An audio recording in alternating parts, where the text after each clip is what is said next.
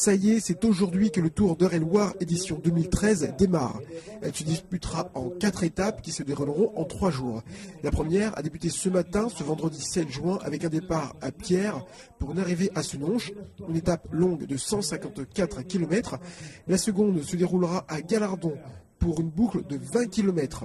La troisième étape se poursuivra ce même jour pour un départ à Mainvilliers et une arrivée à Béville-le-Comte. Elle sera longue de 108,9 km. Puis la quatrième étape et dernière débutera ce dimanche 9 juin à Châteaudun pour une arrivée à Chartres. Les cyclistes parcourront la distance de 152,5 km. L'équipe que vous voyez actuellement à l'écran joue à domicile puisque c'est le Vélosport Chartrain. J'ai pu rencontrer le meneur pour lui poser ces quelques questions. Alors voici encore une nouvelle édition du Tour d'Eure-et-Loir. Vous n'avez pas encore eu la possibilité de gagner ce tour. Est-ce que cette année vous avez de l'espoir? Déjà je suis espoirin, donc ça va faire la première fois que je le fais. Mais bon non, on n'a pas trop de possibilités dans l'équipe, on va juste on va suivre, essayer de prendre des coups et puis voilà quoi.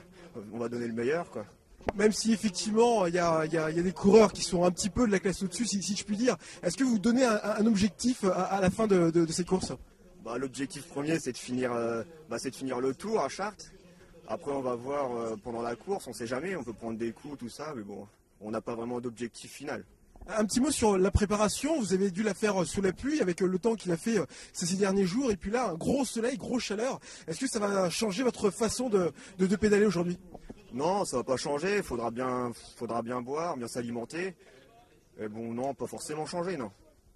Un petit mot si vous avez un favori pour cette année, pour le gagnant du Tour d'Eure-et-Loir. J'ai pas trop regardé les noms, mais bon, ouais, je pense qu'il y a des grosses équipes comme Quick-Step qui vont vraiment faire la course et puis voilà quoi. Je pense c'est les vraiment grosses équipes, Quick-Step, tout ça, qui vont être là quoi. Merci, bon courage. Merci. Alors lui ne court pas, mais il est aussi stressé que les cyclistes qui démarrent ce matin. C'est le maire de Pierre qui accueille le départ. Alors monsieur le maire, quelle belle publicité pour votre petite commune, le Tour d'Eure-et-Loir. Tout se passe bien pour vous ici? Oui, très bien. En plus, en plaisantant, je dis que la mairie a pris un arrêté. On avait commandé le beau temps. C'est conformément à cet arrêté. Le beau temps est là. Je pense que ça va aider évidemment toute cette organisation en cette belle journée. Alors comme chaque année, je demande, est-ce que vous avez l'impression, comme les coureurs pour le départ qui va avoir lieu tout à l'heure, que tout se passe correctement sur votre commune jusqu'au bout?